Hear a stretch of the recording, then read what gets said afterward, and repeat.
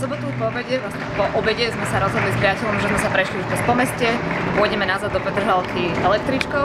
Boli sme aj s našim psom, tak sme chceli kúpiť teda lístky zodpovedajúce tejto našej skupine. Automat na opačnej strane zastávkoval smerom do mesta, bol voľný, takže sme začali primárne tam, keďže tuto boli ľudia, ktorí s tým už bojovali, rovnako ako my neskôr.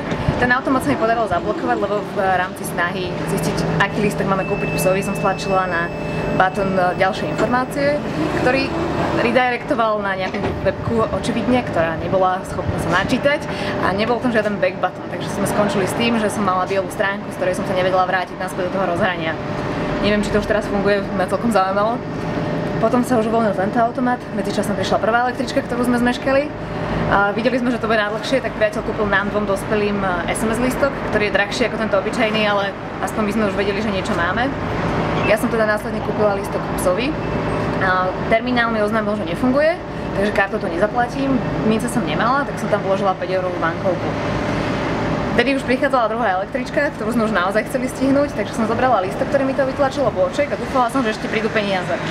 Peniaze nechodili, električka bola na zastávke, schmatla som, čo som mala, nastúpila som a až v električke som si prečítala vlastne, čo na tom bločku je reálne napísané. Už som sa dozvedela, že o 24 hodín mám prísť podať žiadosť osobne na centrálu vlastne dopravného podniku, tu na Olejkársku a následne podľa tej žiadosti mi postupovať ďalej. Takže dostali oni s mojimi 4,65 eurami a ja s bločkom, ktorý môžem si zobrať pol dňa voľna, kúpiť si ďalšie 2 lístky, dopraviť sa sem, požiadať, aby boli takí dobrí a vrátili mi, čo mi zobrali.